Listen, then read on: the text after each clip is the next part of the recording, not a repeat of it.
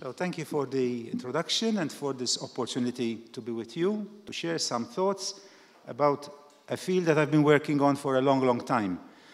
I started teaching at the age of 15 in a community setting, and then I had a person who I admired a lot, who was a guidance counselor. And at the age of 15, I said, I want to be like him. And as I grew up, I decided I still wanted to be like him, and I went to study in England, became a guidance counselor in schools, in secondary schools, then went to New Zealand and did a PhD on how schools prepare kids for the world of work, which I really, really enjoy doing. And since then, I've become a university researcher, and I've been very lucky in life. While being based on an island, a very small island, how many of you have been to my island? There's Susanna, okay, there's a few, and you survived, right? You survived. So it's an island which we keep trying to get away from, because out of 365 days in the year, 364 days, there's always blue skies and sun. So it's boring. I like coming to places like, like here where sometimes it rains, although today you have blue sky.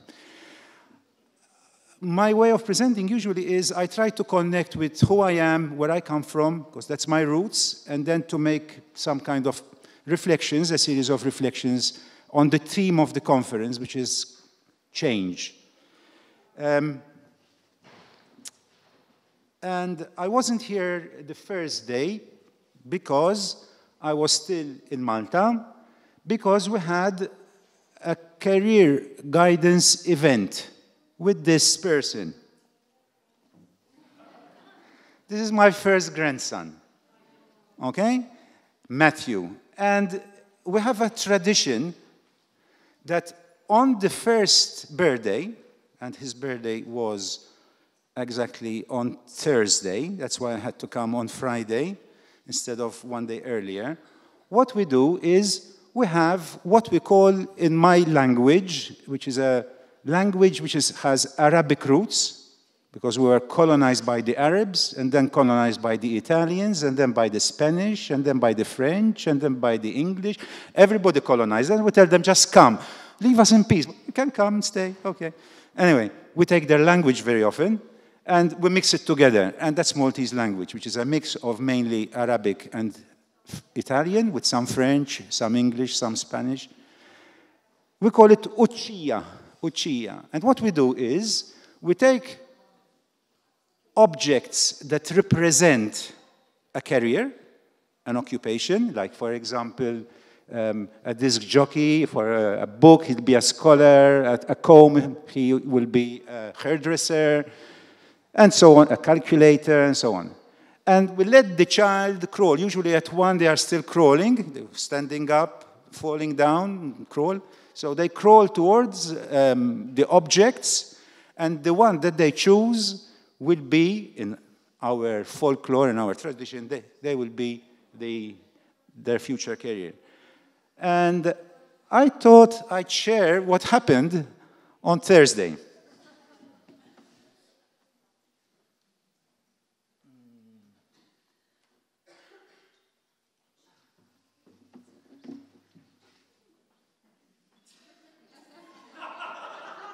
I'm sorry.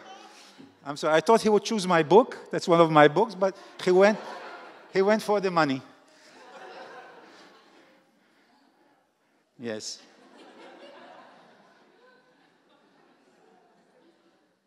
Yeah, everybody's delighted, especially the parents. They have no more problems now with thinking about his future. He's going to be an accountant. Apparently, they make a lot of money. More than professors at university, I'm sure. Okay. And so I've shared something which is from my own country. I've shared something with you which is from my own family. Thank you for laughing, for enjoying that. We laughed a lot. But I'd like to make a link between that and the topic of this conference, which is about change. And the link is quite easy to make, actually, because when I saw, I was there being happy. It was my father. There were 4 generations looking at this little boy there. And I said, how lucky this boy is. And on Saturday, I'm going to be talking about a crisis. What crisis? This boy has everything. Besides the 500 euros that he grabbed, he also has parents who are well educated, both of whom have jobs. His mother is a doctor, his father is doing a PhD. His grandmother is a well-known teacher. His grandfather, me, is a lecturer at university. We are there to support him. If anything goes wrong, we're there for him. But this is not the experience of everybody, is it? There's a lot of people, and some of you earlier on spoke about them, people who are frankly poor, perhaps poor not in being human, but in the resources that they have access to, who have a difficulty in making ends meet, who are worried about how they'll take care of their family, who have so many problems to cope with and frustrations of life. And sometimes those of us who live a comfortable middle-class existence, I don't think we should feel guilty about that, but we should remain aware that our life and our choices and the way we look at things in life, it is not necessarily shared by everybody, and that some people are really having a hard time. And that these hard times are here and they are real. We are talking about a major crisis. And Heidegger has a very interesting phrase, the thrownness of life, how we have been thrown into life. I was just talking to a friend of mine. He said, I didn't choose where to go after there was the split in this country. I didn't choose. Somebody chose for me. I didn't choose where I was born. I very often regretted having been born in Malta. I wanted to be part of something larger. Malta is so small. It's so small that some friends of mine who come to Malta and they're landing with the plane, they're afraid that there isn't enough, runway and they're going to plop into the sea. It's that small. So I wanted to be part. We don't choose where we're born. We don't choose which family we are born in. This is the thrownness of life. Yeah, we didn't choose that. As long as no problem. So we are born in a situation where, for some people, life is hard. Unfortunately, it really is based on pictures. So do you think we can get something back? Yeah, we will solve it. We will solve it. Yeah, just 2 minutes. Okay, very good. How can I fill 2 minutes? Right. No, that's not me. Wrong button. Okay.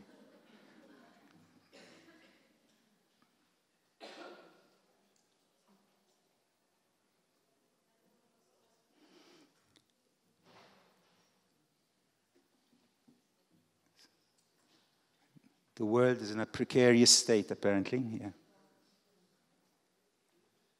Okay, I think we're back in business. Right. So we are born in this world, obviously enjoying different access to the goodies of life. When they used to talk to me about social class, as I was learning at university, I used to write essays about social class. But what is social class? What is class? It is a series of relationships to the goodies of life. To, for example, not just money, but power, health, status, education. And people obviously have different relationships with these different goodies of life. And this slide brings us to the notion of crisis. When we talk about crisis, what are we talking about?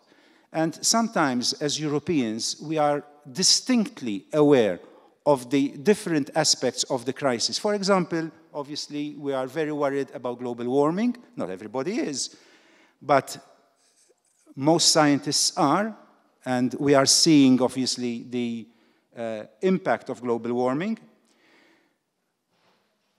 The crisis of 2008 has been described as the worst crisis in world history. This is amazing. This is Bernanke talking. Even more than the depression of the 1930s. As Europeans, we're also concerned about Brexit.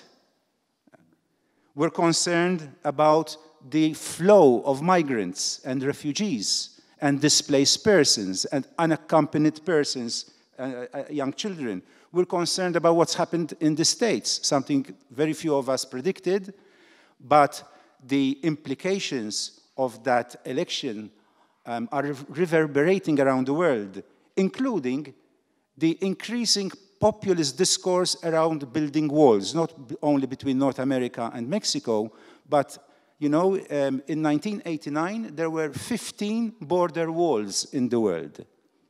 We thought that with the fall of the Berlin Wall, that was a thing of the past. In 2015, there were 80 walls, and we are constructing even more. So there is a crisis in terms of a number of aspects that link to us being humans, in terms of access to resources and the goodies of life, as I was saying, but also in terms of how we conceptualize the world. What should make us human? What makes us human? How should we relate to each other? And we have a sense of this crisis in Europe, but I would like to balance this with another picture so that we kind of consider this notion of a crisis critically. That some of them are called the new optimists, are also telling us, well, let's be careful. Let's be very careful, because sometimes the way we talk about crisis, we forget that it is a manufactured crisis.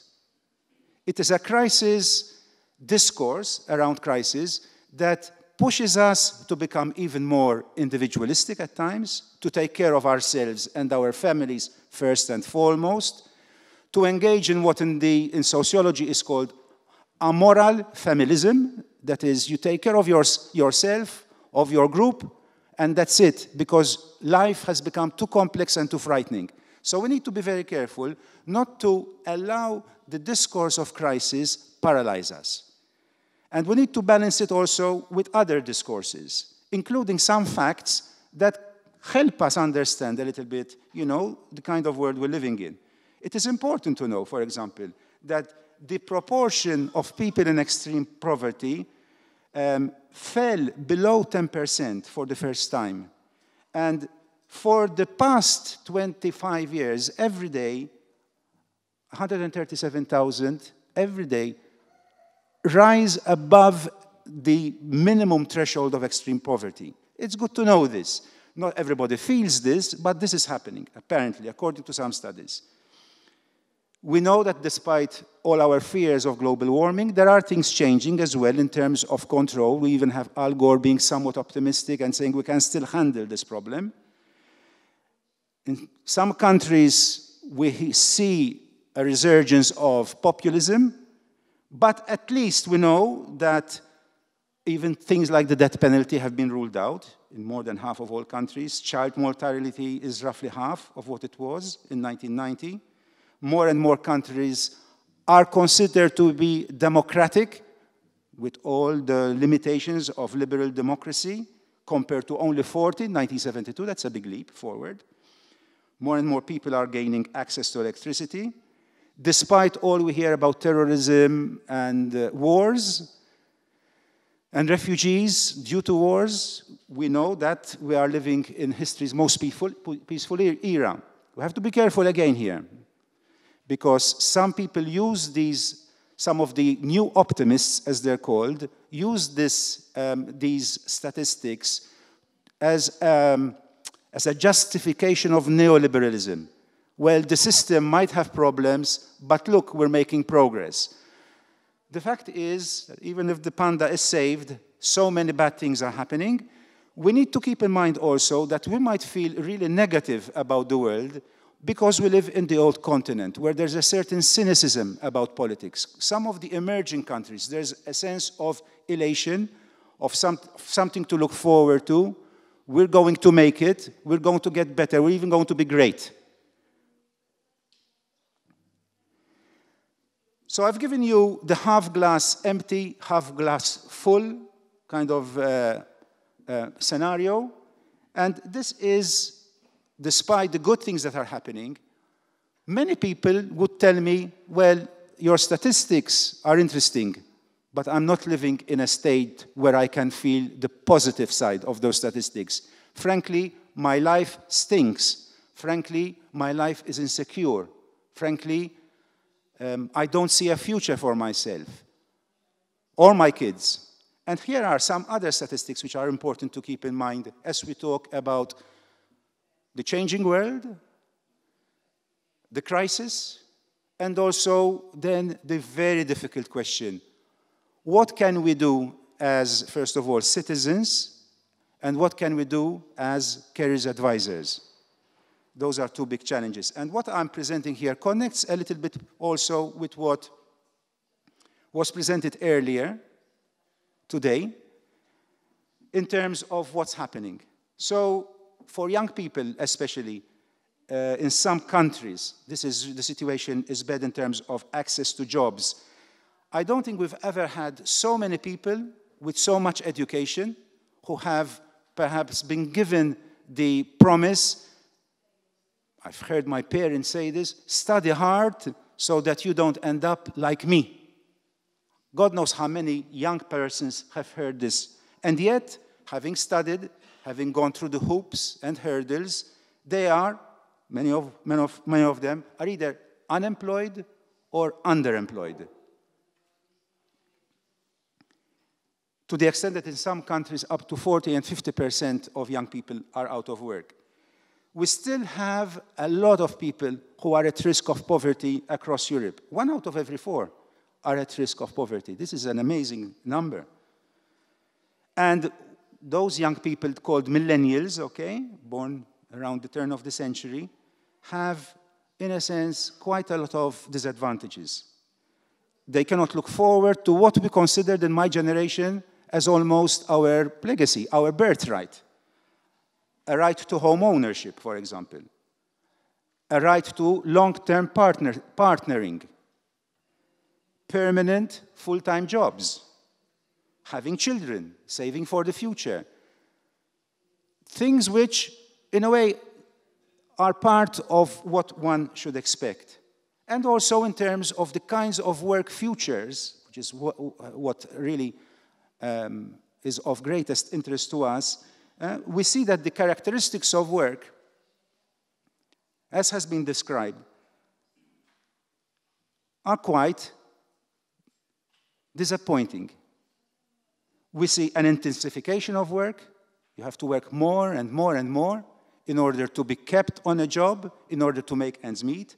There is precarity. Increasingly, we hear about this word precariousness, lack of security. Most job contracts are short-term. We hear about temping, an increase in part-time work, an increase in non-unionized work. So when we talk about decent work, the access to decent work for many people, including in Europe, has decreased. And then we have putting this in the global picture, and we have Piketty's work, which reminds us that despite all this investment of effort, all this economic activity, all this talk about globalization leading to benefits for all, what we see is that the benefits of the economic growth that we have seen have tended to go to the top 0.5%. This is very serious, extremely serious. When we hear that the richest 1% owns 1/2 of the global wealth, and the top 10% own 90% of the global wealth. This is incredible when you think of it.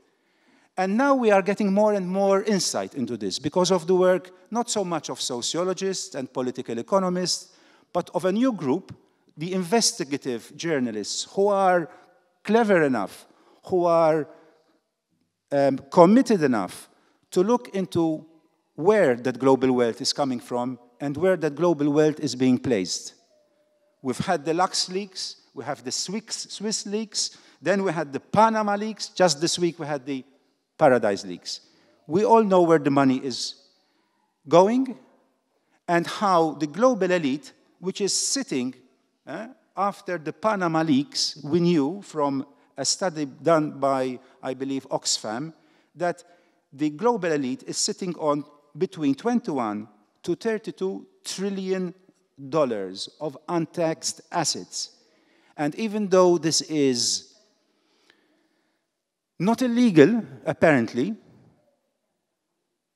that doesn't give me much faith in the law, of course, a statement like that. Even though it's not necessarily illegal, they are finding creative ways of not giving back what society gave them. They're not giving back to society the wealth that would make our systems work. There was a question earlier, where are we going to pay for career guidance services? Who is going to pay for social services? Well, a calculation was made, that if this money, which has been hidden and not taxed, had to be taxed, it would create enough wealth in America, just for America. We're talking about the wealth hidden by American people. It would be able to pay for a universal basic income of $2,000. That is this idea which started many years ago, I believe 2 centuries ago, and it's been resurrected again more recently, that as human beings, we have the right to live a dignified life. So the idea of a universal basic income, which you get as your birthright as a human being, and there are studies to check in those countries like Finland and others where this has been tried, whether people become lazy if you give them access to universal basic income. There's very interesting studies going on at the moment. So when we ask the question, where will the money for social services come from? Where will the money for ensuring that everybody has access to decent living?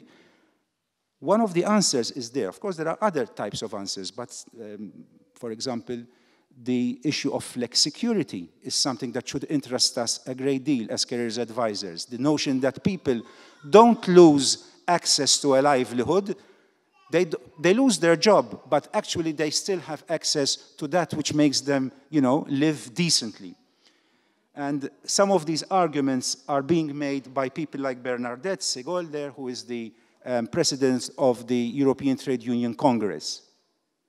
So when, as careers advisors, we are asking these big questions, we need to keep in mind that there are structural solutions, political solutions, solutions that take into account the macro picture and not just the micro picture of me and my client. So that's one big kind of message that I'd like to give this group, which I'm sure you've already discussed, but I'm putting it forward in my own way. And we're living in times that do require us to work in a different way. These are just some of the people who I strongly recommend we engage with. They happen to be all men. Apologies for that. There are also others, but certainly Zygmunt Bauman, a sociologist who just died recently from Poland, who was exiled in the UK, Noam Chomsky, and Richard Sennett, they're all telling us how to interpret what's happening around us. They're untangling the power networks that make sure that, if we go back to that earlier picture, those of us who are lucky are born in a cocoon where our needs are catered for, but many others are not. They speak about a deepening social gap, increased global inequality, a concentration of wealth, an erosion of democracy. Some really interesting work on how these big companies work and how they are controlled by a very small group of networked individuals who have an enormous influence on politicians. I'm sure we don't need to be told that, because we read this in the newspapers. But when you read these people like Bauman, Chomsky, and Sennett, the way they kind of make the connections to our everyday world and how this can have an impact on interpreting what's happening around us, decoding it, and having an impact on the kind of work that we do. So a key message is we cannot go on doing our work as if business as usual. What's happening around us has an impact, or should have an impact, on the way we think about career guidance, and all of us, practitioners included, theorize about career guidance. We all develop theories as to what we are doing. We're working with assumptions, And the major thing to do is to unpack, critically problematize what we are doing and what we are practicing. And very quickly, I'll just take you through how our conception of career guidance is very closely linked to context, how it's very closely linked to a particular historical period. If we start with Frank Parsons, his notion of career guidance was, yes, to fit people into employment. We'd say it's a trait factor approach, but actually he had a very strong social commitment, trying to make sure that there was solidarity among workers who were coming from other countries to the States. And because of that context, because of the poverty, because of the needs, he developed a notion of career guidance, as Peter Plant, for example, and others have argued, that has a very strong social justice component. Same with the 1930s, the kind of career guidance theories that started to emerge in the Depression. And then, after the war, with the rise of social movements, the big protest movements, feminism, Black rights movement, we see another twist to the kinds of career guidance theories that started being proposed. Same with the 1960s, which were buoyant years economically. People had a sense that there was wealth, that the world was their oyster, and that's how a number of theories, like the ones that we are most familiar with, Super, Carl Rogers, developmental theories, came about, where this idea of self-fulfillment became quite central in career guidance theories. And then the 70s, with the oil shocks, with the rise of Thatcher and Reagan and neoliberalism, we see another twist to career guidance, which started emphasizing the need to fit, to be realistic. Forget about self-actualization. The main thing is to find a job. Youth of the pavements, you know, that kind of approach. The crisis of 2008 and recently this mass exodus of people, either because of wars or because of global warming and so on. So we have different contexts, and the key idea behind this is to remember that history is important, that the kinds of career guidance theories and practices we work with are solidly located in social and economic contexts. And we need to ask, what kind of career guidance theories are we working with at present? Which career theories and practices seem to be attractive at the moment? And if we had to analyze all the career theories that we find in the textbook, I would argue that there are three kinds of approaches. And I would like to ask you to consider carefully which of these approaches you really feel most comfortable with, and which do you implement in your practice and in your thinking. One discourse, one image, one approach to career guidance, which is very powerful, is what is called the social efficiency approach, which is basically about fitting people, matching. This links a little bit, I suppose, to what Ingela must have told you during her speech, where we have an emphasis in this approach on fitting people. Here we have trait factor approaches, competence approaches. This has become, again, it was very powerful, and it has, in the 70s, it has become very powerful again. I've been comparing texts of career guidance that came out in the 70s and 80s with the texts of career guidance that are being written now. And there is so much similarity, so much similarity. The second kind of discourse around career guidance is a developmentalist approach, which emphasizes this notion of self-actualization, knowing yourself, choice, self-fulfillment. And here we find a number of approaches, the Rogerian approach, but most recently, the life design approach. So we can locate the different approaches and whether it's more based on economics, more based on psychology, or the third discourse, or image is the social reconstructionist, which is much more political in orientation, where the key words here are that you should decode and read the world, you engage in reflective practice, and you try to develop emancipatory approaches, approaches that advocate change, that advocate social justice. So these are the three discourses that we find across the history of our profession of career advice, career guidance. And these three strands, it's not one or the other, but they tend to be together across the different historical periods I identified, with one or perhaps two becoming more dominant. So the question is, which of these three is more dominant here? Why? What are the consequences? How does each approach construct the problem of getting people, of giving people advice and guidance? How is the problem constructed? What kind of responses does that construction of the problem, does that representation of the problem lead to? And actually, here I've tried to kind of separate the three, but also link them to this kind of jigsaw puzzle image that I've put together there, where we have psychology that dominates the vocational psychology approach, although there's also increasingly a critical psychological approach. I don't know how much critical psychology has taken root over here, where we use these terms which are very important, like self-efficacy, self-knowledge, interests, career readiness, and all that. You have a second approach, which is much more based on social theory, understanding context, so understanding self, understanding context, where here social theory becomes very important, economics, anthropology, where we look at the way aspirations are formed in a social context, where the whole notion of the individual is problematized, and we say that the individual is born social. We are the result of so many social forces.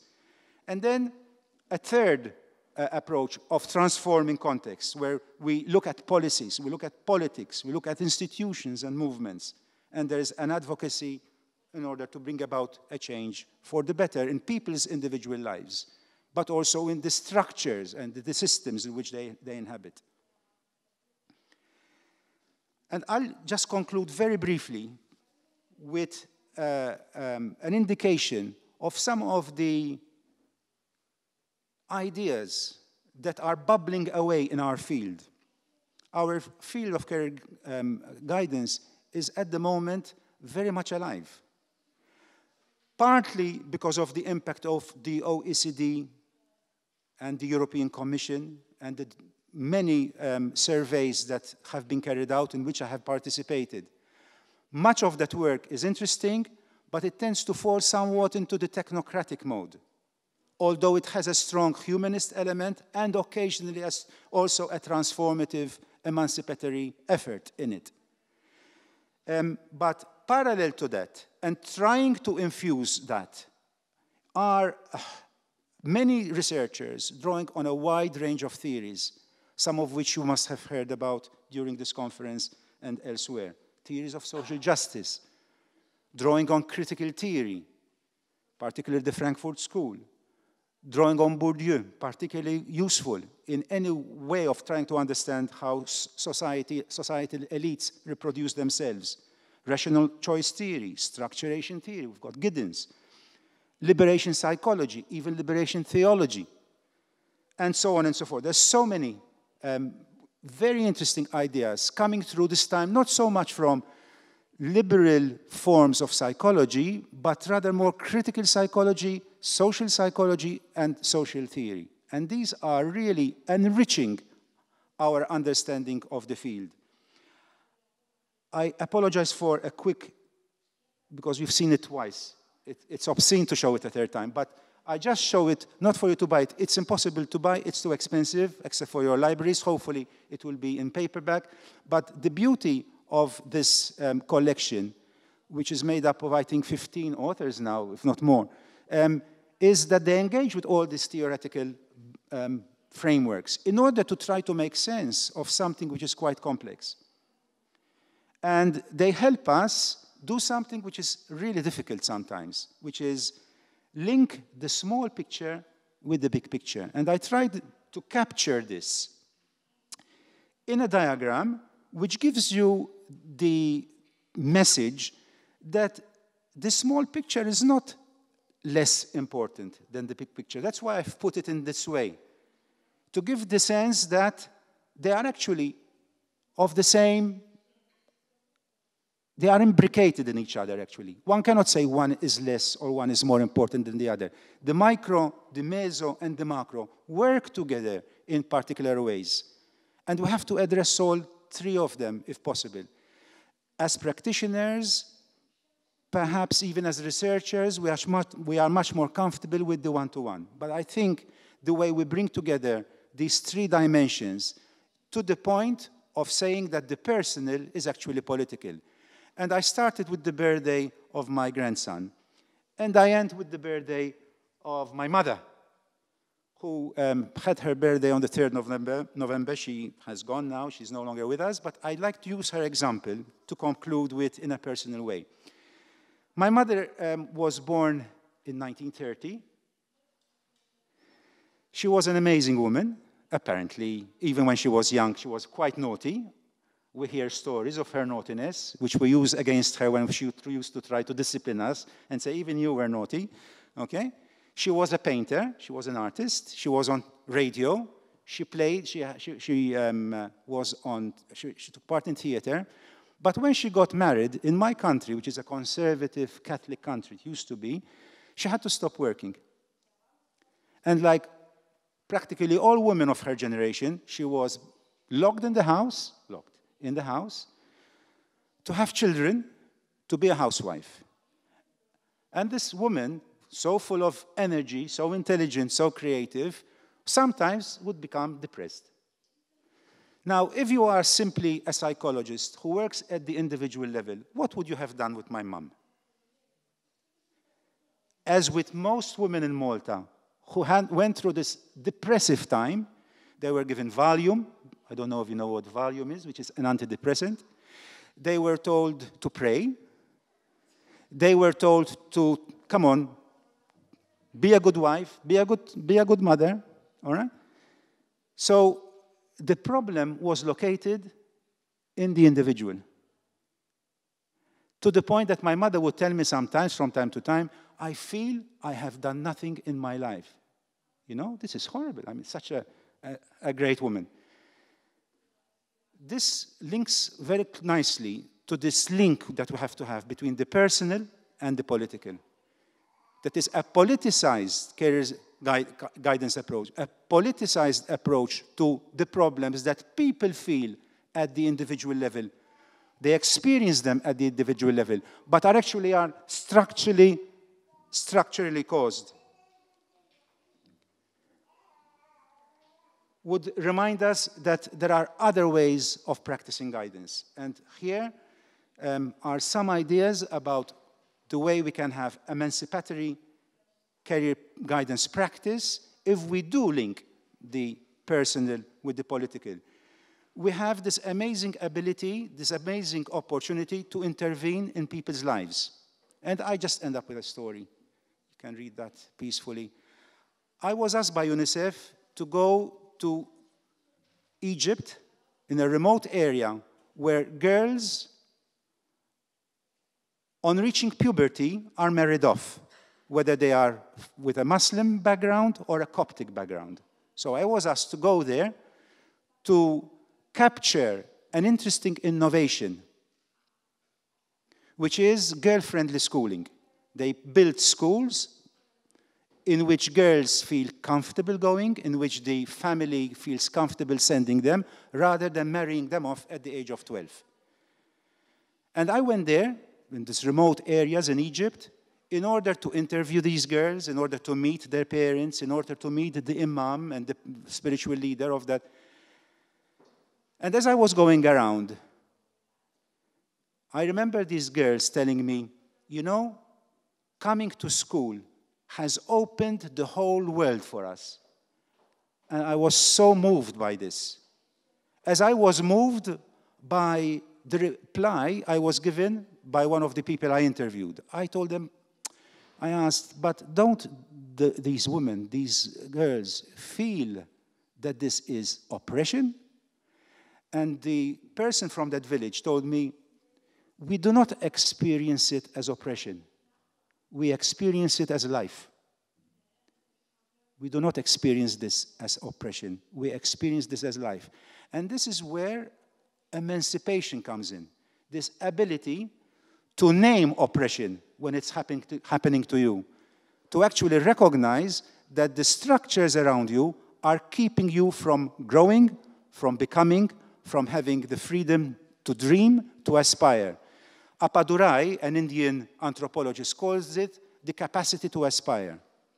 And I think one of the things we can do as career advisors is to challenge, to name, to help name oppression, and to open up this capacity to aspire. Thank you very much.